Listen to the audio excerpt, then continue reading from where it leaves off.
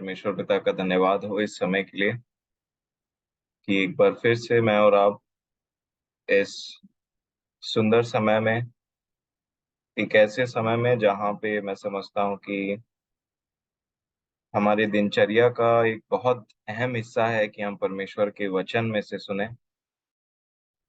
और ये बहुत अ, आशीष की बात भी है, गंभीर भी बात है मेरे प्रियो, कि मैं और आप परमेश्वर के एक ऐसे प्रयोजन में है, एक ऐसे उपस्थिति में पाए जाते हैं जहाँ पे हम वचनों से अपने जीवन के लिए कुछ सुनते हैं। और व्यक्तिगत रूप से भी आप वचनों को पढ़ते हैं, परंतु जब हम एक संगति में जुड़ते हैं तो कई बार कोई बात हम पर प्रकट होती है, हम एनकरेज होते हैं, बहुत सारी बातें परमेश्वर के वचन में। और इसलिए एक बात जो मैं शेयर करूंगा, उसके बाद आप सभी को भी अवसर होगा। आइए हम प्रार्थना करें। प्रेमी परमेश्वर पिताजी, विलम्ब से कोप करने वाले परमेश्वर, आपकी करुणा और आपकी भलाई हम सब के जीवन पर है पिताजी, इसलिए मैं धन्यवाद देता हूँ। प्रभु यीशु मसीह में आपके नाम को हमेशा धन्यवाद और आदर और महिमा मिलते रहे पिताजी, क्योंकि आप और केवल आप ही इसके योग्य हैं। और इसलिए मैं धन्यवाद देता हूँ, जबकि हम सब प्रिय आपके करुणा, आपकी दया से एक बार फिर से इस संगति में जुड़े हैं।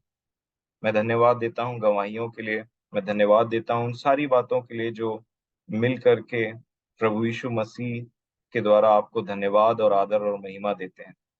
हमारी सहायता करें पिताजी, ताकि आज के वचन को हम समझ सके, आपकी बातों को सुन सकें और बड़ी गंभीरता और भय के साथ में इन वचनों को अपने जीवन के लिए देखने पाएं कि आपका वचन हमसे क्या बोलता है, क्या बात हमारे लिए प्रकाशित होती है। और इसलिए आपका जो धन्य पवित्र आत्मा है, जो हमारी सहायता के लिए हमेशा हमारे साथ है, हम प्रभु यीशु मसीह में आपके नाम का धन्यवाद देते हैं। आपसे सामर्थ चाहते हैं पिताजी कि बोलने वाला और सुनने वाले दोनों पर आशीष हो।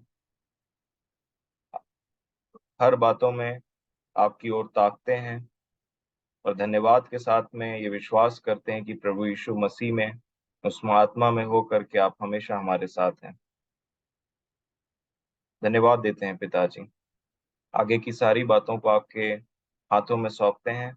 आपकी उपस्थिति के लिए आपका धन्यवाद हो। प्रभु यीशु मसीह में आपका धन्यवाद करते हैं। आमीन। सो मेरे प्रियो, अ, एक विषय है जो काफी गंभीर है। और यहाँ पे परमेश्वर के अगर आप इस जो आज मैं शेयर करना चाह रहा हूँ इसमें देखेंगे तो हमारे परमेश्वर का एक स्वभाव बताया जाता है। पुराने समय के लोग भी परमेश्वर को, जो लोग जानते थे, वो बोलते थे कि प्रभु आप विलम्ब से कोप करने वाले हैं, अति करुणामय हैं और अनुग्रहकारी परमेश्वर है और प्रेम है हमारा परमेश्वर। पता है ये मेरे प्रियो, ये बातें बिल्कुल सत्य हैं, परंतु एक बात भी सत्य है कि जो कोई परमेश्वर के प्रेम को अपनाता है, वो परमेश्वर के उस प्लान में, उस योजना में अपनी हामी भरते हुए शामिल हो जाता है। ये एक इनविटेशन है, ये एक चॉइस है, एक चुनाव है। और हर चीज के दो पहलू होते हैं। अगर आप परमेश्वर के प्रेम को देख रहे हैं, परमेश्वर का प्रेम आपको मिला है, परमेश्वर का उद्धार में जो प्रभु यीशु मसीह में उसमें हमने प्रवेश किया है, तो ये उनका बहुत ही अच्छा, बहुत ही प्रेमी और बहुत ही ज्यादा करुणामय स्वभाव को दिखाता है। एक अनुग्रह को दिखाता है कि कितना दयालु और कितना कृपालु और कितना प्रेम करने वाला हमारा परमेश्वर है। और हम एक ऐसे परमेश्वर को जानते हैं, जो एक ऐसा परमेश्वर है जिसका नाम ही प्रेम है। और इसलिए मैं अपने परमेश्वर पिता में घमंड करता हूं प्रभु यीशु मसीह के नाम से, कि हमारा परमेश्वर बहुत ही प्रेमी है और बहुत ही अनुग्रहकारी है। इसमें कोई डाउट नहीं है मेरे प्रियो कि परमेश्वर हमसे प्रेम करते हैं। परमेश्वर ने सारे जगत से प्रेम किया है, परंतु बहुत कम लोगों ने जगत में से रिस्पॉन्ड किया है उस प्रेम को, वापस रिप्लाई किया है उस प्रेम का। और इसीलिए आप देखिए कि यूहन्ना 3:16 में बोलता है कि परमेश्वर ने जगत से ऐसा प्रेम किया, परंतु यूहन्ना 17 में आते आते जगत और संसार अलग अलग हो जाता है। संसार का अर्थ मेरे हिसाब से वो होता है जिन लोगों को सुनाया जाता है परमेश्वर के बारे में, प्रभु यीशु मसीह के बारे में, सुसमाचार के बारे में, परंतु वो चूज करते हैं कि हम इसको नेग्लेक्ट करेंगे, हम इसको नेग्लेक्ट करेंगे, चाहे कोई व्यक्ति किसी भी धर्म का हो, किसी भी जाति का हो, कैसा भी हो। परमेश्वर बाइबल के हिसाब से मैं समझता हूं कि दो ही मेन जाति है, एक यहूदी और एक यूनानी। यहूदी दर्शाता है उन लोगों को जो शरीर के भाव से इजरायली कहलाते हैं, और यूनानी दर्शाता है वो लोगों को जो इस पूरे पृथ्वी को एक तरीके से अन्य जाति। यहूदी लोगों के लिए हर कोई जाति अन्य जाति होते थे जो यहूदी नहीं होते थे। तो उनके हिसाब से मोस्टली दो ही जाति होते थे, एक यहूदी और एक गैर यहूदी। और इसीलिए जब आप देखेंगे कि एक यहूदी है और एक गैर यहूदी है, तो ये पूरे वर्ल्ड को दर्शाता है, ये पूरे पृथ्वी की का हालत है। और जब बताता है कि परमेश्वर ने जगत से ऐसा प्रेम किया, तो उन्होंने सबको अपने पुत्र में उस क्रूस पर एक मेल मिलाप को कराया। हर वो चीज, वो पर्दा गिराया गया, और वो बीच का जो भाग था जिसके चलते वो परम पवित्र स्थान में नहीं जाया जा सकता था, और वो जो एक बीच में खड़ा हुआ था, अर्थात यहूदी और यूनानी को अलग करने वाला, वो प्रभु यीशु मसीह ने ना इस सारे जगत का मेल मिलाप पिता से करा लिया। परंतु जब मैं सारे जगत की बात करता हूं, जब बाइबल सारे जगत की बात करती है, तो बाइबल ये भी बताती है कि वो अपनों के पास आया, वो सबके लिए आया और सबको सुनाया जा रहा है। परंतु बहुत कम लोग हैं जो अपने मन को उसकी ओर फिरा रहे हैं कि वो क्या बोल रहा है, क्या होने वाला है। और इसीलिए परमेश्वर न्योता तो सबको देते हैं, परमेश्वर का परमेश्वर का सुसमाचार प्रभु यीशु मसीह सबके लिए है। परंतु जो ग्रहण करते हैं, जो विश्वास करते हैं, वो उस वंश में संभाले जाते, साटे जाते हैं जो परमेश्वर का परिवार है। इस पृथ्वी में से मानो जो लोग सुन रहे हैं, जो विश्वास करते हैं, वो एक परमेश्वर के परिवार में शामिल किए जा रहे हैं। और जो लोग उसको नई नई नई बार बार रिजेक्ट कर रहे हैं, अपने जीवन से नेग्लेक्ट कर रहे हैं, कल कल कल टालते चले जा रहे हैं, या फिर उनको लग रहा है, वो अपने मन से कहीं ना कहीं बोलते हैं कि हमें इसकी जरूरत नहीं है। तो मैं आपको बताना चाह रहा हूं कि जो लोग परमेश्वर के प्रेम को ठुकराते हैं, अगर परमेश्वर अपने प्रेम में प्रभु यीशु मसीह में हम सबको बटोर करके स्वर्गीय स्थानों में लेकर के जाना चाहते हैं, अनंत जीवन देना चाहते हैं, क्योंकि प्रभु यीशु मसीह ने यही बोला कि मेरे भेजने वाले की इच्छा ये है कि जो मेरे पास में आए उनमें से मैं एक को भी ना खोऊं। तो परमेश्वर की इच्छा ये है कि प्रभु यीशु मसीह में हम सब लोगों को वो ऊपर लेकर के जाए, हमेशा हमेशा काल के लिए। परंतु कई बार ऐसा होता है कि जो मनुष्य है वो चुनाव करता है कि नहीं, हमें ये चीज नहीं चाहिए। तो सोचिए, जो स्वर्ग को, जो स्वर्गीय प्रेम को डिनाई करे, मना करे, जो स्वर्गीय स्थानों को मना करे, जो ईश्वरीय प्रेम को मना करे, जो पाप क्षमा को मना करे, तो कौन सी जगह बाकी रह गई उसके लिए? जब वो कोई ऊपर जाना ही नहीं चाहता, नेग्लेक्ट कर रहा है बार बार बार बार, तो उसके लिए कौन सी जगह बाकी रह गई? और इसलिए परमेश्वर की इच्छा, जैसे हम प्रभु की सिखाई हुई प्रार्थना करते हैं ना, कि जैसे तेरी इच्छा, जैसे आपकी इच्छा स्वर्ग में पूरी होती है।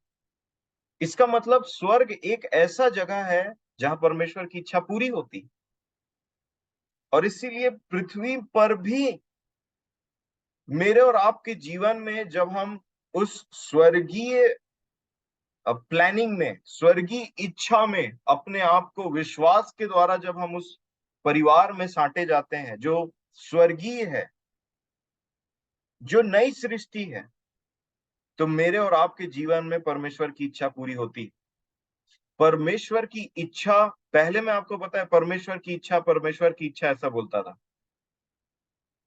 पर मेरे को पता नहीं था कि एक्चुअल में परमेश्वर की इच्छा है क्या। कई बार हम परमेश्वर की इच्छा, परमेश्वर की इच्छा ऐसे बोलते हैं, पर परमेश्वर की इच्छा है क्या, यहाँ पे लिखा हुआ है और वो प्रकाशित है। परमेश्वर की इच्छा अगर मैं एक लाइन में बोलूं तो मसीह है, मसीह। परमेश्वर की इच्छा ही मसीह है। और ये शॉर्ट फॉर्म में मैंने आपको बताया। तो मैं जो बोलना चाह रहा हूं उसको ध्यान से समझिए कि किस प्रकार परमेश्वर मुझे और अपने प्रियों को और जो कोई भी उससे प्रेम करते हैं, अर्थात जिन्होंने उसके सुसमाचार को सुना और जिन्होंने एक्सेप्ट किया, नया जीवन प्राप्त किया और स्वर्गीय हो गए, और वो उस दौड़ में है कि किस प्रकार से हम पवित्रता की खोज करें, प्रेम की खोज करें, मेल मिलाप की खोज करें, और हर प्रकार से वो प्रयत्न करें जिसके द्वारा वो बुलाहट जिसने हमें ऊपर बुलाया है उससे वंचित न रह जाए। क्योंकि परमेश्वर की इच्छा हमारे लिए हानि की नहीं है, और परमेश्वर की इच्छा यही है कि मैं और आप, हम में से हर एक व्यक्ति उस उद्धार में पाए जाए और अनंत जीवन के भागी हो जाए। और ये सिर्फ मेरे और आपके लिए नहीं, ये पूरे जगत के लिए है। परंतु क्या किया जाए जब जगत के लोग खुद ही इसको रिजेक्ट कर दें, मना कर दें? तब मैं समझता हूं कि ऐसी कोई जगह बाकी नहीं रहती। स्वर्ग का दरवाजा मनुष्य खुद बंद करता है अपने लिए, और फिर उसके लिए एक और जगह बाकी है जो एक्चुअल में मनुष्यों के लिए तैयार कभी नहीं किया गया था। असलियत में नरक एक ऐसा जगह था जो शैतान और उसके दूतों के लिए तैयार किया गया है। परमेश्वर की इच्छा कभी किसी के लिए नरक की नहीं है। परमेश्वर की इच्छा सब लोगों के लिए प्रभु यीशु मसीह में अनंत जीवन है मेरे प्रियो। और इसलिए उसने जगत से ऐसा प्रेम किया। और हम सबको तो बड़े भय के साथ धन्यवाद देना चाहिए कि आज हम उस बुलाहट में पाए जाते हैं। आज हम अपने पूरे होशो हवास में अपने परमेश्वर को अपना समर्पण किए हुए हैं। हमें डरना चाहिए, हमें धन्यवाद देना चाहिए, और हमें डरना चाहिए, भय रखना चाहिए। और इसलिए आप देखिए, केवल वो एक परिवार को जानता है मेरे प्रियो, जब वो कहता है कि तुम एक चुना हुआ वंश, एक चुने हुए वंश का परमेश्वर है। एक चुना हुआ वंश ही उसका फैमिली है, उसका परिवार है। अगर आप देखेंगे इब्रानियों 2 अध्याय और उसके 16 वचन में, देखिए वो क्या कहता है। इब्रानियों 2 अध्याय और उसका 16 वचन। क्योंकि वह तो स्वर्गदूतों को नहीं वरन अब्राहम के वंश को संभालता है। स्वर्गदूतों को नहीं, अब्राहम के वंश को। केवल एक ऐसा परिवार है और वो है अब्राहम का वंश। उसी को परमेश्वर जानता है, उसी को प्रभु यीशु मसीह संभालता है, न स्वर्गदूतों को और न मनुष्यों में से किसी एक को। इसीलिए प्रभु यीशु मसीह ने कहा, मैं संसार के लिए प्रार्थना नहीं करता, मैं केवल उनके लिए प्रार्थना करता हूं जो मेरे चेले हैं। और केवल इन्हीं के लिए नहीं, परंतु इनके द्वारा जो विश्वास करेंगे उनके लिए प्रार्थना करता हूं। तो एक चुने हुए लोगों के लिए उसकी प्रार्थना है, जो विश्वास करते हैं। और इसीलिए मत्ती 1:1 पढ़िए तो।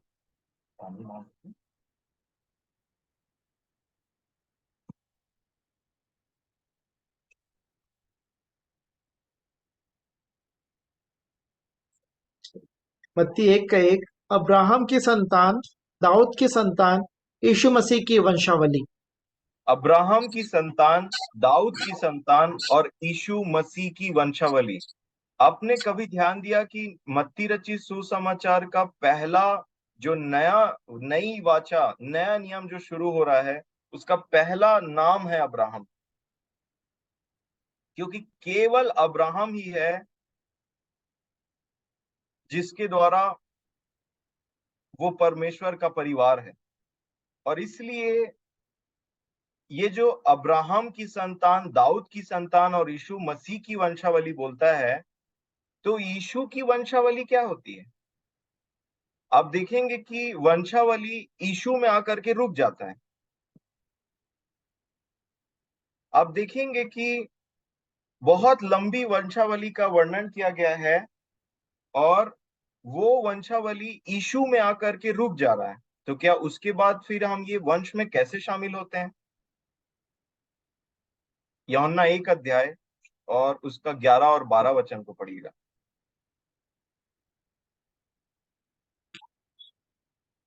वह अपने घर आया और उसके अपनों ने उसे ग्रहण नहीं किया, परंतु जितनों ने उसे ग्रहण किया, उसने उन्हें परमेश्वर की संतान होने का अधिकार दिया, अर्थात उन्हें जो उसके नाम पर विश्वास रखते हैं। विश्वास के द्वारा उसने अधिकार दिया कि अब वे लोग परमेश्वर के संतान ठहरेंगे।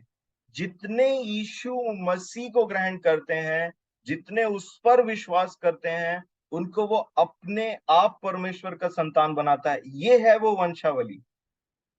अब देखिए कि आदम और हवा से श्राप इस पृथ्वी पर आए। एक फैमिली जो शुरुआत में जिसको ठहराया था कि उसके द्वारा आशीष पूरे पृथ्वी पर फैले, उनके द्वारा श्राप आ गया। परंतु आप आगे चलेंगे तो एक ऐसा परिवार आया जिनके द्वारा आशीष और आशीष आए। और उसी परिवार को पूरा वंशावली दिखाता है मत्ती और लूका में, और बताता है कि यीशु तक आकर के कोई चीज रुक गया, ठहर गया। परंतु जब यीशु मसीह ने अपने आप को बलिदान किया क्रूस पर, और तब एक रास्ता खोला कि अब जो उस पर विश्वास करेगा वो आत्मा के द्वारा परमेश्वर का संतान होगा। और इसको बोलते हैं वो वंशावली, और केवल वो उन्हीं को संभालता है। और इसीलिए बहुत जरूरी है कि उस वंशावली में अपने नाम को दर्ज कराना। बहुत जरूरी है कि विश्वास से परमेश्वर के संतान बन जाना मेरे प्रिय। और मैं धन्यवाद देता हूं, हमारे बीच में ऐसे कई लोग हैं, बहुत सारे लोग हैं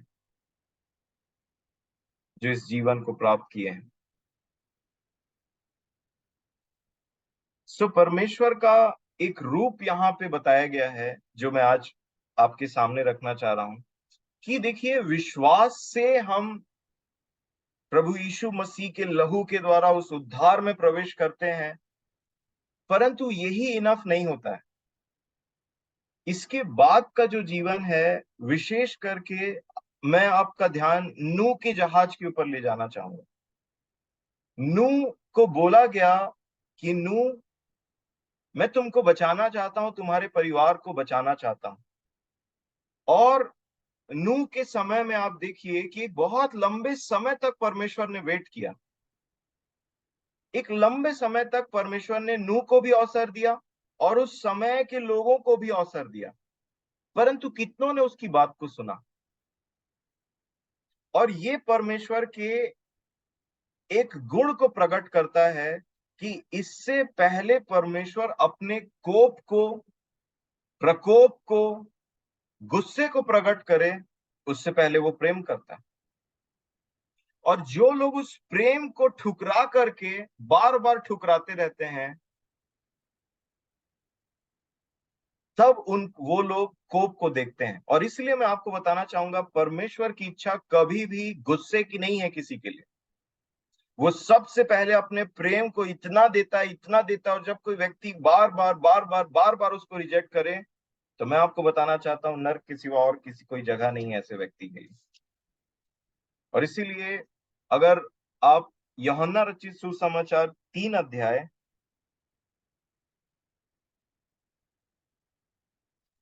और उसका 35 और 36 वचन पढ़ेंगे, तो देखिए यहाँ पे क्या लिखा है। यूहन्ना 3:35 और 36 लिखा है, पिता पुत्र से प्रेम रखता है और उसने सब वस्तुएं उसके हाथ में दे दी हैं। जो पुत्र पर विश्वास करता है अनंत जीवन उसका है, परंतु जो पुत्र की नहीं मानता वह जीवन को नहीं देखेगा, परंतु परमेश्वर का क्रोध उस पर रहता है। तो आप देखिए कि परमेश्वर का क्रोध बराबर इस पृथ्वी पर है। हाँ मेरे प्रियो, परमेश्वर का क्रोध बराबर इस पृथ्वी पर है। लेकिन क्रोध से पहले क्या आता है? प्रेम। क्रोध से पहले क्या आता है? एक अवसर। क्रोध से पहले क्या आता है? एक चांस।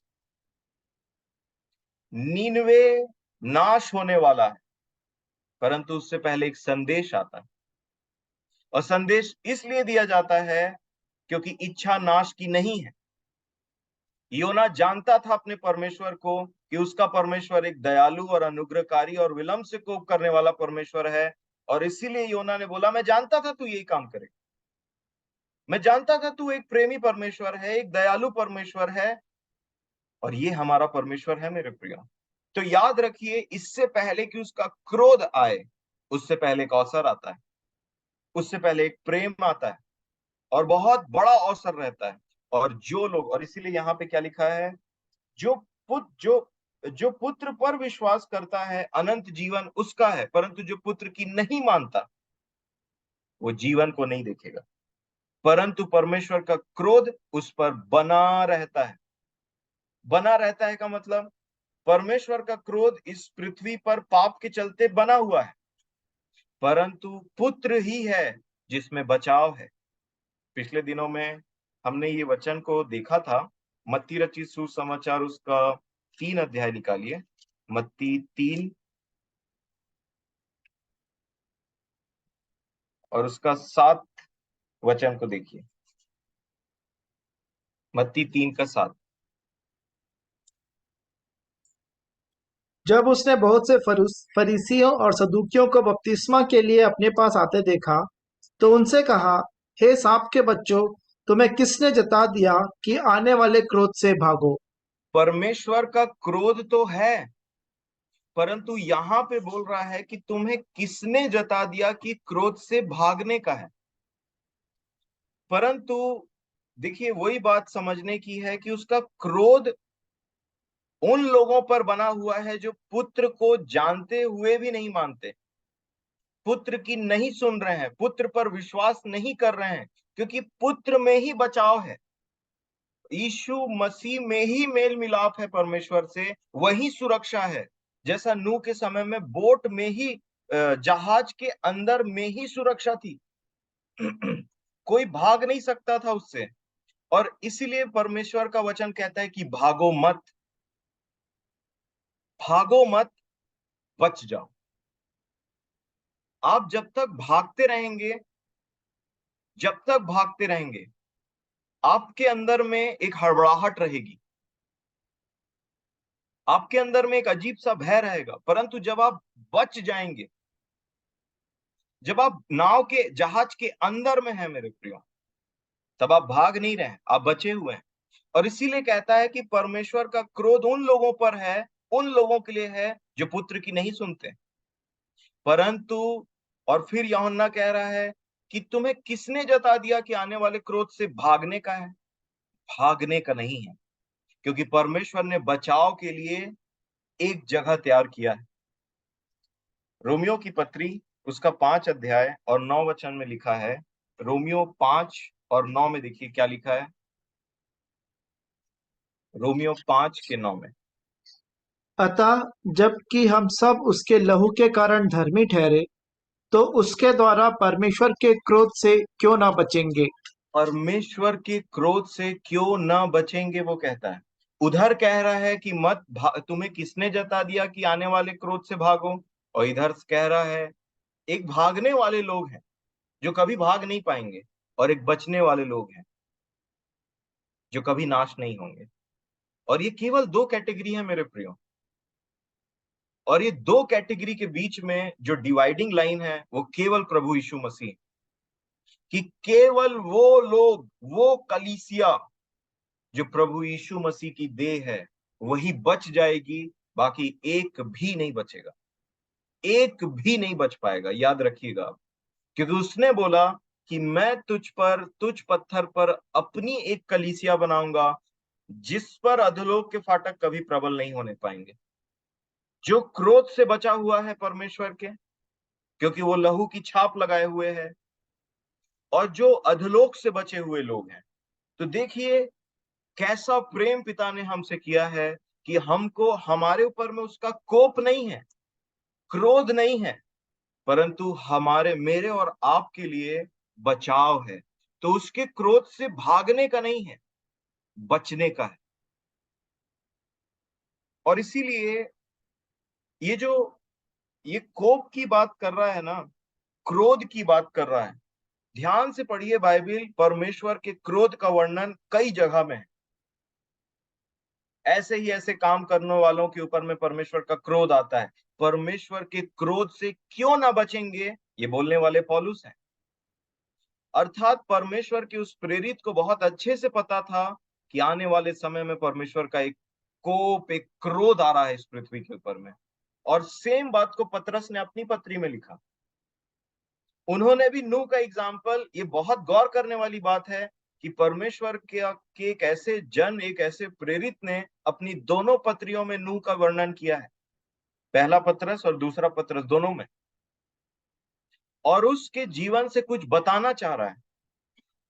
और पूरा पवित्र शास्त्र, परमेश्वर का आत्मा, अनुग्रह हमको ये चेतावनी दे रहा है, क्योंकि अनुग्रह चेतावनी देता है। हमने पढ़ा पिछले दिनों कि क्रोध से भागो मत, क्रोध से बचो। तुम्हारे लिए बचने का उपाय किया गया है, उस उपाय में आओ, उस प्रबंध में आ जाओ, ताकि तुम बच सको, तुम बच सको, तुम्हारे परिवार वाले बच सकें, क्योंकि नूह अकेला नहीं बचा था। और इसलिए एक परिवार है मेरे प्रियो, जो बच रहा है और जो हमेशा बचा रहेगा, और बाकी सब में से कोई नहीं बचने वाला। इसीलिए ध्यान से समझिए कि आज परमेश्वर का वचन कैसी बातों को कह रहा है। अब देखिए,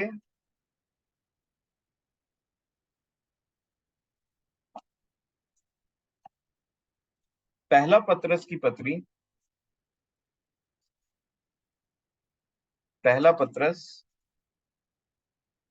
और उसका तीसरा अध्याय और 20 वचन को पढ़िए। जिन्होंने उस बीते समय में आज्ञा न मानी, जब परमेश्वर नूह के दिनों में धीरज धरकर ठहरा रहा और वह जहाज बन रहा था, जिसमें बैठकर थोड़े लोग अर्थात 8 प्राणी पानी के द्वारा बचाए गए। पानी के द्वारा बचाए गए, पानी बपतिस्मा को दर्शाता है, बताया उन्होंने आगे चल करके।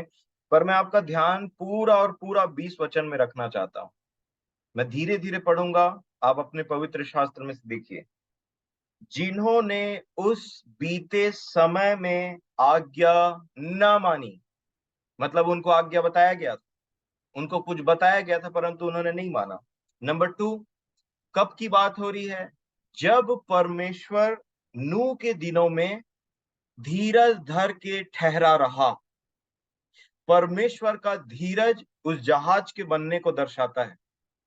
उस जहाज के बनने में काफी समय लगा था, और वो समय धीरज को दर्शाता है। आज भी प्रभु यीशु मसीह के दोबारा आगमन में धीरज धरे हुए है वो, और वो धीरज दर्शा रहा है कि स्वर्ग कुछ बोल रहा है पृथ्वी के रहने वालों के। और इसलिए आगे लिखा है, और वह जहाज बन रहा था।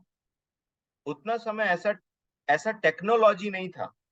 इवन मैं समझता हूं एक ऐसी आरी भी नहीं थी जो मशीन से चलती हो। वो सब काम मैनुअली कर रहे थे परमेश्वर के सामर्थ में, और जानबूझ करके परमेश्वर ने एक समय ठहराया था कि जहाज के बनने में देरी हो, जहाज के बनने में देरी हो, ताकि लोग फिरें, देखें, वापस आ जाएं। आगे लिखा है, जिसमें बैठकर थोड़े लोग, अर्थात 8 प्राणी पानी के द्वारा बच गए। सो परमेश्वर, जब यहाँ पे बात होती है कि जब परमेश्वर नूह के दिनों में धीरज धर के ठहरा रहा, तो आपको पता है ये धीरज यहाँ पे जो शब्द का इस्तेमाल किया गया है, एक और वचन पढ़ लेते हैं, दूसरे पत्रस की पत्री, दूसरा पत्रस उसका 3 अध्याय और उसका 9 वचन को पढ़िए। प्रभु अपनी प्रतिज्ञा के विषय में देर नहीं करता, जैसी देर कुछ लोग समझते हैं, परंतु तुम्हारे विषय में धीरज धरता है और नहीं चाहता कि कोई नष्ट हो, वरन यह कि सबको मन फिराव का अवसर मिले। फिर से वो बोल रहा है कि जैसी देर, जैसी विलंब कुछ लोग समझते हैं, वैसा नहीं करता वो, परंतु धीरज धरे हुए है। क्यों धीरज धरे हुए है? क्यों यीशु के आगमन में देरी है आज? केवल एक वजह से, वो नहीं चाहता कि आप नाश हो जाओ, वो नहीं चाहता कि मैं नाश हो जाऊं, वो नहीं चाहता कि नाश हो जाए, क्योंकि उसकी इच्छा नाश की नहीं है। मैंने आपको पहले बोला, उसकी इच्छा प्रभु यीशु मसीह में मुझे और आपको स्वर्ग ले जाने की है, और इसलिए वो धीरज धरे हुए है, वेट कर रहा है, वेट, वेट, वेट। और मैं आपको एक बहुत सुंदर बात बताऊं, अगर आप पहला कुरिन्थी उसका 13 अध्याय, उसका जो हम प्रेम को जानते हैं, है ना, पहला कुरिन्थी उसका 13 अध्याय, उसमें प्रेम के विषय में काफी बातें लिखी है। और नंबर 1 चीज पढ़िए आप 13 का 4 वचन में, पहला कुरिन्थियों 13 अध्याय 4 वचन। सबसे पहले जब प्रेरित पौलुस ने, पवित्र आत्मा ने प्रेम का वखान करना शुरू किया, तो सबसे पहला क्या बात बोला? प्रेम क्या है? प्रेम धीरजवंत है। प्रेम धीरजवंत है। अर्थात इसको समराइज करते हैं, परमेश्वर नूह के दिनों में धीरज धरे हुए था। ऐसी विलम्ब जो लोग समझते हैं, वो विलम्ब नहीं करता, परंतु धीरज धरे हुए है, ताकि सबको मन फिराव का अवसर मिले। और धीरज का मतलब क्या होता है? प्रेम। प्रेम धीरजवंत है। तो इससे पहले कि उसका कोप आता, उसने अपना प्रेम दिखाया। पर जिन लोगों ने उस प्रेम को रिजेक्ट किया, क्रोध के सिवा और कोई दूसरा ऑप्शन नहीं था मेरे प्रेम। और इसलिए जो परमेश्वर के प्रेम को, उसके उपाय को बार बार बार बार बार बार रिजेक्ट करते रहते हैं, निश्चिंत है अपने जीवन के विषय में, रिजेक्ट कर रहे हैं उस चीज को, याद रखिए कोप आ रहा है। और वो प्रकोप से और कोई नहीं, प्रभु यीशु मसीह के द्वारा मैं और आप बचते हैं। और इसलिए मेरे प्रियो, ये विषय बहुत ही गंभीर है, और इस पर ध्यान दीजिए, विचार करिए, मनन करिए। उत्पत्ति की पुस्तक अगर आप निकालेंगे, उसका 6 अध्याय,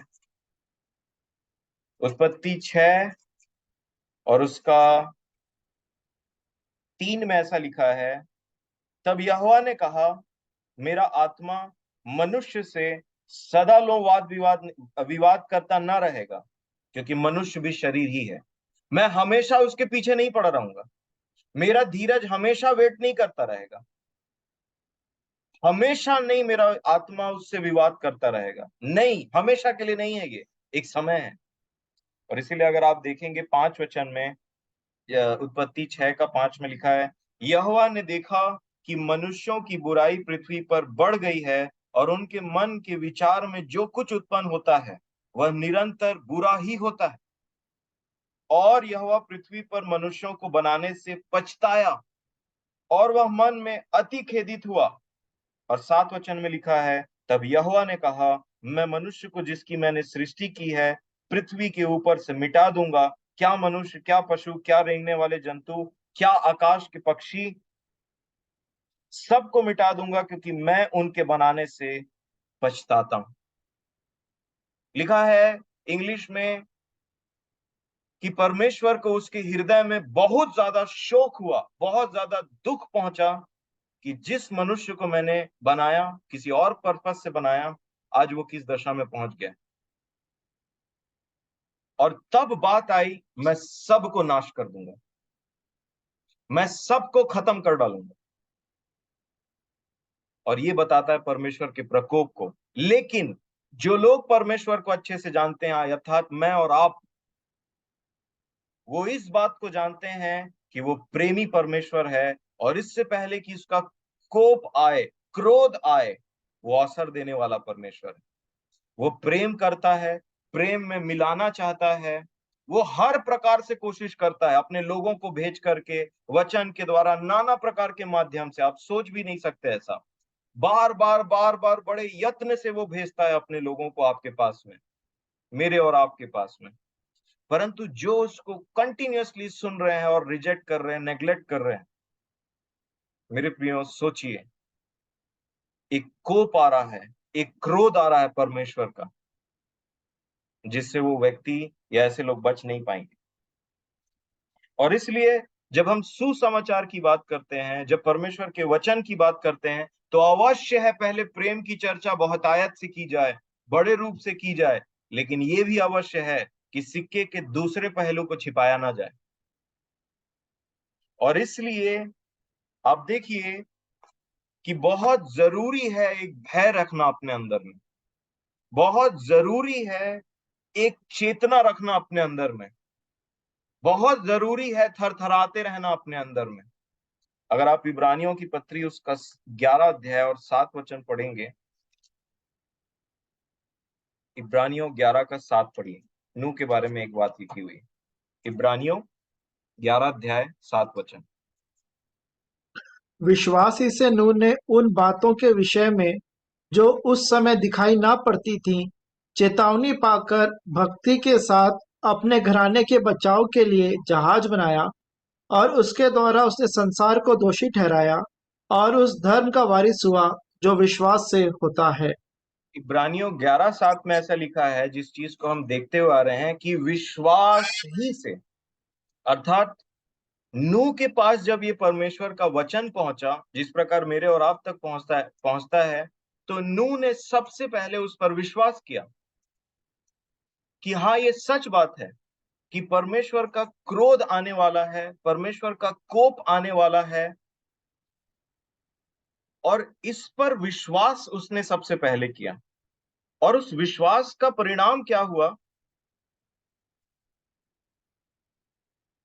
कि चेतावनी पाकर, उस चेतावनी को जो उसको दिया गया था, क्या लिखा है, भक्ति के साथ अपने घराने के बचाव के लिए जहाज बनाया। अर्थात उसको सुसमाचार सुनाया गया कि तुम बचने वाले हो, तुमको मैंने बचाया है। परंतु उसके बाद में उससे क्या एक्सपेक्ट किया गया कि वो उस पर विश्वास करे, सुनी हुई बातों पर, नंबर वन। नंबर टू, वो जो सुनी हुई बातें हैं वो अभी दिखाई नहीं दे रही। 7 वचन को मैं फिर से पढ़ूंगा, वो क्या लिखा है, विश्वास ही से नूह ने उन बातों के विषय में जो उस समय दिखाई ना पड़ती थी, उस समय दिखाई ना पड़ती थी, लेकिन उसने वो बात पर विश्वास किया। आज भी कुछ ऐसा ही, हम जितनी भी बातों को बोलते हैं उसमें से बहुत सी बातें दिखाई नहीं देती, और यही तो हमारा विश्वास है। और यही तो वो क्वालिटी है हमारे अंदर नूह की, कि हम भी विश्वास करते हैं, और हम भी उस विश्वास के द्वारा अनदेखी बातों पर विश्वास करते हैं, उसकी चेतावनी को ग्रहण करते हैं, और बड़े ही भय के साथ में, आगे क्या लिखा है, चेतावनी पाकर भक्ति के साथ अपने घराने के बचाव के लिए जहाज बनाया। अगर वो सिर्फ विश्वास करता और जहाज ना बनाता तो गड़बड़ हो जाती।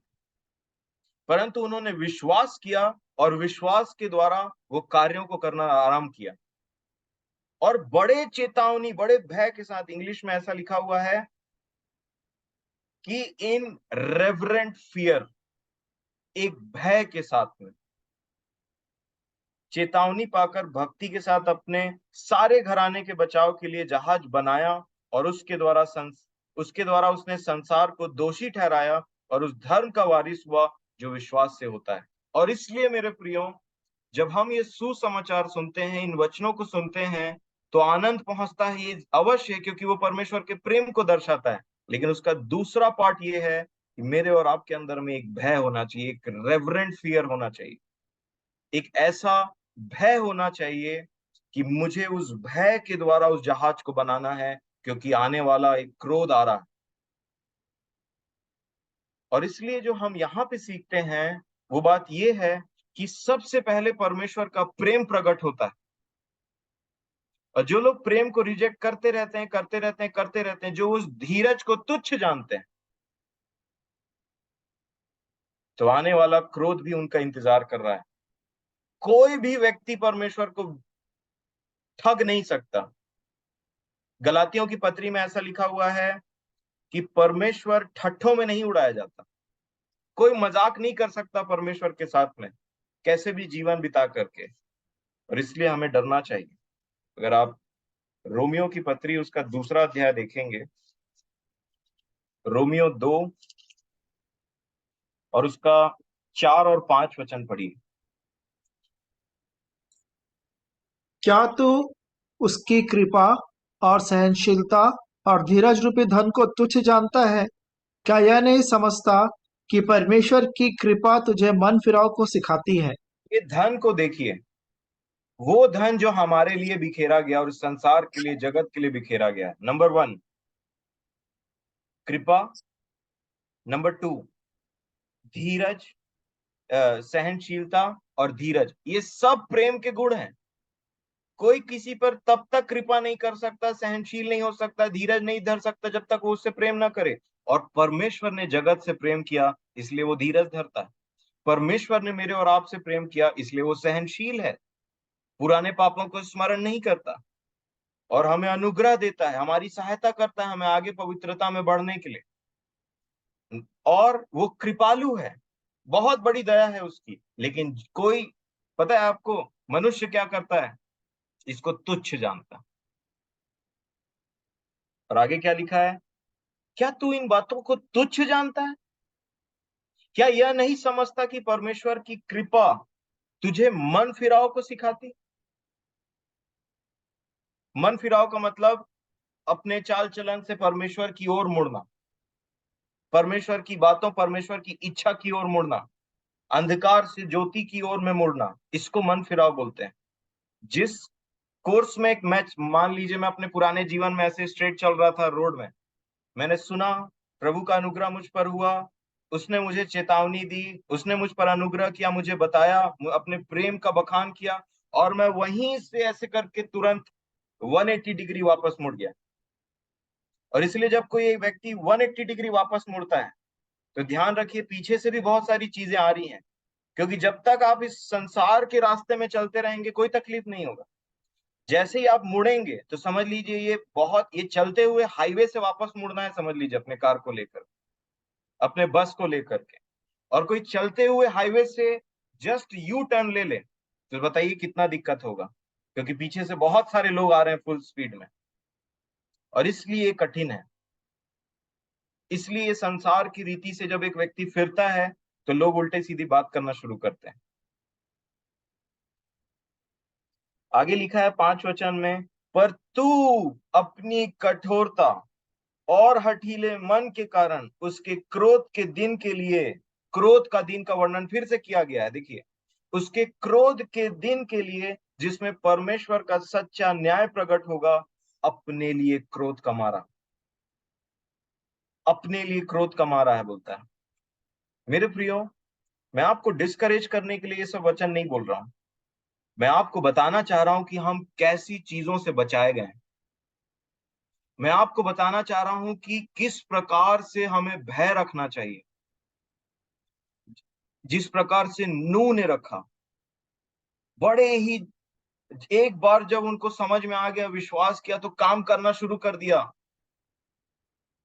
और परमेश्वर ने जैसा जैसा बताया था, इतना हाथ, इतना ऐसा लंबाई चौड़ाई, उसी के अनुसार जहाज बनाया।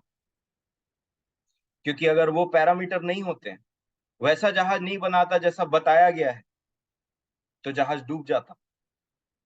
क्योंकि मेरा विश्वास ये है कि जो पैरामीटर, जो चीजें 300 हाथ ऐसे ऐसे करके परमेश्वर ने बताया था, उसका वर्णन किया था, अगर उसके अनुसार जहाज नहीं बना रहता तो वो डूब जाता। इसका मतलब वचन में जो जो बातें लिखी हुई है उसके अनुसार ही हमारा जीवन होना है। जो कोई मेरी बातें सुनता और उन पर चलता है, उनको करता है, वो उस बुद्धिमान पुरुष के समान है जिसने चट्टान पे अपना घर बनाया।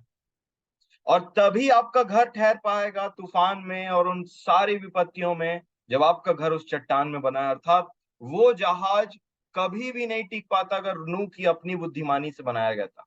और इसलिए परमेश्वर ने बराबर डायरेक्शन दिया था, इसको ऐसे करना कर। और इसलिए जब हम नया जीवन प्राप्त करते हैं तो अपने जीवन, अपने बुद्धि, अपने मन के अनुसार में मत चलिए, परंतु देखिए कि वचन में क्या लिखा है। सुनिए, समझिए, पढ़िए, और याद रखिए कि जो लिखा है उसी के अनुसार ही न्याय होगा। और इसीलिए मेरे प्रियो यहाँ पे बताता है कि जो लोग मन नहीं फिराते हैं वो अपने लिए क्रोध कमा रहे हैं। और मैं आपको एक और वचन बता दूं, पतरस की पत्री निकालिएगा फिर से, दूसरा पतरस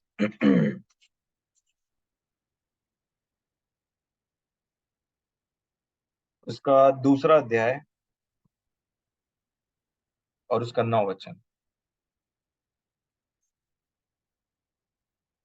तो प्रभु भक्तों को परीक्षा में से निकाल लेना और अधर्मियों को न्याय के दिन तक दंड की दशा में रखना भी जानता है। परमेश्वर ना बहुत बुद्धिमान है, और इसलिए लिखा है कि वो ठट्ठों में नहीं उड़ाया जाता। ये सब बात हमें, इन बातों से अपने आप को, वो भय हमारे अंदर होना चाहिए कि वो ठट्ठों में नहीं उड़ाया जा सकता। कोई व्यक्ति भाग के या छिप के या ऐसे वैसे करके नहीं पहुंच सकता वहां पे। वो ठट्ठों में नहीं उड़ाया जाता। कैसा भी जीवन जी करके हम वहां नहीं पहुंच सकते, वो ठट्ठों में नहीं उड़ाया जाता। बिना पवित्रता, बिना मेल मिलाप कोई कदापि प्रभु को नहीं देखेगा, ऐसा लिखा हुआ है। एक सकरा मार्ग है जिस पर आपको और मुझे चलना ही पड़ेगा मेरे प्रियो। और इसीलिए यहाँ पे वो कहता है, प्रभु भक्तों को परीक्षा में से निकाल लेना जानता है, वो ये भी जानता है। और नंबर 2, अधर्मियों को न्याय के दिन तक दंड की दशा में भी रखना जानता है। अर्थात जिनका मन उसके प्रति एकदम से साफ सुथरा और प्रेम में लगा हुआ है, जिनका मन पवित्रता की खोजी में है, जिनका मन धार्मिकता की खोजी में है, जिनका मन भक्ति में लगा हुआ है, जो ऐसे लोग हैं उनको वो परीक्षा में से निकाल लेना चाहता है। उसने ये काम करके दिखाया है नूह के परिवार के साथ, उसने ये काम करके दिखाया है लूत के परिवार के साथ, लूत के साथ में, और इन्हीं दोनों का वर्णन है पिछले वचनों में। और उसी को बताते हुए बता रहा है कि परमेश्वर तुम्हें जानता है कि लास्ट तक कैसे प्रिजर्व करके रखा जाए। वो तुम्हें उस दुष्ट के हाथ से बचाने में बिल्कुल भी सामर्थी है मेरे प्रियो। और इसलिए जितने ऐसे हैं सभी को वो बचाना जानता है। और जो लोग परमेश्वर को किसी न किसी तरीके से मक्खन लगाने की कोशिश कर रहे हैं, इधर उधर करने की कोशिश कर रहे हैं, और होते हैं, इजरायलियों ने ऐसा किया था, आपको पता है। हम वैसे ना बने, और मेरा विश्वास है हम में से वैसा कोई भी ना बने। मैं विश्वास करता हूं आप ऐसे नहीं हैं, और आज का वचन आपको सहायता करेगा। याद रखिए मेरे प्रियो, बड़ी गंभीरता से, बड़े धीरज के साथ में उस दौड़ को पवित्रता के साथ दौड़ते रहिए। और हर चीज जो आपके जीवन में खराब है, परमेश्वर के योग्य नहीं है, उनसे मन फिरा करके उन बातों को छोड़ते हुए बड़े भय और बड़ी गंभीरता के साथ आगे बढ़ते चलिए। नूह के समान में भय, भक्ति और गंभीरता और चेतावनी पा करके, चेतावनी उसको मिल रहा था, और तब उसने जहाज को बनाया और वो बच गया। और बचने के बाद कहाँ गया? एक नई सृष्टि में उसको पहुंचाया गया, एक नए जगह में पहुंचाया गया। मेरा और आपका भी एक एक देश है जहां के लिए हम निकले हैं अपने बैग को पैक करके, और हम वहां जा रहे हैं मेरे प्रियो, जिसके लिए लिखा हुआ है दूसरा पतरस के ही 3 अध्याय और उसके 12 वचन को मैं पढ़ता हूं। देखिए क्या लिखा है, 11 वचन से पढ़ूंगा। दो का दूसरा पत्रस 3 का 11, जबकि ये सब वस्तुएं इस रीति से पिघलने वाली हैं। कोई चीज कैसे पिघलता है? आग से। तो तुम्हें पवित्र चाल चलन और भक्ति में कैसा मनुष्य होना चाहिए। ये पतरस मुझे और आपको एनकरेज कर रहे हैं, और परमेश्वर के उस दिन की बाट किस रीति से जोना चाहिए, और उसके जल्द आने के लिए कैसा यत्न करना चाहिए, जिसके कारण आकाश आग से पिघल जाएंगे और आकाश के गढ़ बहुत ही तप्त होकर गल जाएंगे, पर उसकी प्रतिज्ञा के अनुसार हम हमारी बात हो रही। ये तो संसार की बात हुई 11 और 12 वचन में, और जो संसार में से उस प्रभु यीशु मसीह में सुरक्षित किए गए हैं उनका वर्णन 13 में लिखा है। पर उस प्रतिज्ञा के अनुसार हम एक नए आकाश और नई पृथ्वी की आस देखते हैं जिसमें धार्मिकता वास करेगी। हमको वहां जाना है। जिस प्रकार नूह उस पानी के द्वारा उस बपतिस्मा और उस जहाज जो मसीह यीशु को दर्शाता है, कि मैं ऐसा समझता हूं, उसमें बैठ करके वो एक नए जगह में पहुंचा जहां पुराना कुछ भी नहीं था। न पुराने जानवर थे, न पुराना पेड़ पौधा था, न पुराने घर थे, न पुराने पड़ोसी थे, न पुराने लोग थे। पुराना कुछ भी नहीं था।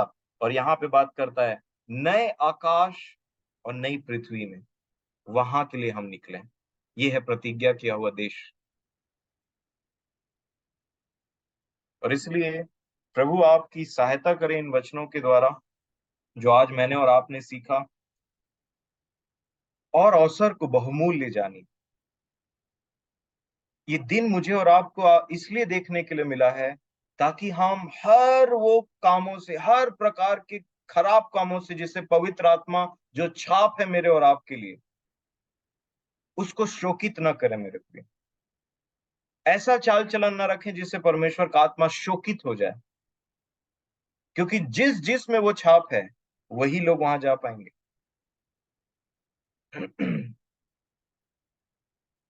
सो मैं परमेश्वर पिता का धन्यवाद देता हूं कि उनके धीरज के लिए जो उनके प्रेम को दर्शाता है, और वो धीरज मन फिराव के लिए है। वो धीरज पवित्रता में आगे बढ़ने के लिए है। वो धीरज हर दोष, वो धीरज निर्दोष बनने के लिए है, निष्कलंक बनने के लिए है। सो मैं परमेश्वर पिता का धन्यवाद देता हूँ इस अवसर के लिए, और अ, विनती करूंगा कि आप में से कोई प्रार्थना करने में सहायता करें जिन्होंने वचन को सुना है। धन्यवाद। हमारे जीवित अनुग्रहकारी सर्वशक्तिमान प्रेमी परमेश्वर पिता जी, आप जो राजाओं के राजा, प्रभुओं के प्रभु हैं, अनादिकाल से अनंत काल तक धन्य है। स्वर्ग आपका सिंहासन, पृथ्वी आपके चरणों की चौकी है। आप दयालु हैं, सामर्थी हैं, अनुग्रहकारी हैं, विलंब से कोप करने हारे और अत्यंत करुणा में परमेश्वर हैं। प्रभु जी, हम मिट नहीं गए, ये आपकी दया का फल है प्रभु जी, क्योंकि आपकी दया अमर है। प्रभु धन्यवाद देती हूँ स्वामी, आपने अब तक संभाला है। और प्रभु जी धन्यवाद देती हूँ, आपने उस अनंत की योजना में हमें शामिल किया है। प्रभु धन्यवाद देती हूँ कि आप स्वर्ग से उत्तम आशीषों को हमें प्रदान करते हैं। परमेश्वर पिता, धन्यवाद देती हूँ आपके जीवित वचन के लिए, उस अनुग्रह के लिए जो मेरे उद्धारकर्ता प्रभु यीशु मसीह के लहू के द्वारा मुझे मिला। प्रभु आपको धन्यवाद देती हूँ, आपने यहाँ तक संभाला है। अपने जीवन को आपके चरणों में समर्पण करती हूँ। परमेश्वर पिता, आप जो अपने वचनों से मुझे चिताते हैं, प्यारे पिता, आप सहायता करें प्रभु, ताकि वो हर एक बातें जिनके लिए आज भी आप मेरे जीवन में धीरज धरे हुए हैं, प्रभु आप दया करें, शक्ति दे, सामर्थ दें प्रभु जी, ताकि मैं उन पर जयवंत हो सकूं। प्रभु ये आपकी ही दया है। परमेश्वर पिता, आपको धन्यवाद देती हूँ। प्यारे प्रभु, बहुत सारे लोग हैं इस संसार में प्रभु जी, जो कि मुझसे बढ़कर हैं प्रभु जी, हर प्रभु जी गुण में, रूप में और योग्यता में प्रभु, लेकिन फिर भी आपने मुझ निकम्मी पर अपनी दया की है, इसलिए आपको धन्यवाद देती हूँ। परमेश्वर पिता, उस अनुग्रह के लिए धन्यवाद देती हूँ स्वामी। बड़ी नम्रता और दीनता के साथ अपने जीवन को आपके चरणों में रखती हूँ। आपकी शक्ति और सामर्थ्य को चाहती हूँ पिता, उस जय को चाहती हूँ परमेश्वर पिता, ताकि मैं उन हर एक भागों में जीवंत हो सकूं और वैसा बन सकूं जैसा आप मुझे बनाना चाहते हैं। अपने हर एक प्रियों के लिए प्रभु विनती करती हूँ, आप प्रत्येक की दशाओं को जानते हैं प्यारे पिता। प्यारे पिता, आपका वचन कहता है कि जिन्होंने आपकी दृष्टि की उन्होंने ज्योति पाई और उनका मुंह कभी काला नहीं होने पाया। आपको धन्यवाद देती हूँ, आपने मेरे मुंह को काला होने से बचाया है। प्यारे पिता, प्यारे प्रभु दया करें ताकि प्रभु मैं वैसा बन सकूं जैसा आप मुझे बनाना चाहते हैं। प्यारे प्रभु, उस पवित्रता और सिद्धता को प्राप्त करने में आप सहायता करें। प्यारे पिता, आपको धन्यवाद देती हूँ कि आपने उन थोड़े लोगों में शामिल किया प्रभु। प्यारे प्रभु, यही विनती है प्रभु कि विश्वास योग्य ठहर सकूं। अपने जीवन को आपके चरणों में रखती हूँ, अपने हर एक प्रियों के लिए विनती करती हूँ प्रभु जी, क्योंकि आप तो हमारे शब्दों को नहीं लेकिन हमारे हृदयों को देखते हैं। प्यारे पिता, अब प्रत्येक की सहायता करें कि हमारा यहाँ इकट्ठा होना आपने जो उत्तम उत्तम प्रबंध हमारे जीवन के लिए किया है प्यारे पिता, हाँ प्यारे प्रभु, उस हर एक उस बात से दूर हो सके प्रभु जो आपकी इच्छा के बाहर है, और वैसा बन सके प्रभु जैसा आप हमको बनाना चाहते हैं। प्यारे प्रभु, अपने जीवन को समर्पित करती हूँ प्रभु, आपकी आशीष और आपकी अगुवाई चाहती हूँ। सारा आदर और सारी महिमा केवल और केवल आपको देती हूँ प्रभु, और बड़े धन्यवाद के साथ इस प्रार्थना को अपने एकमात्र उद्धारकर्ता मुक्तिदाता पवित्र प्रभु यीशु मसीह के नाम से मांगती हूँ। दया करके सुन के ग्रहण कर लीजिए, आमीन।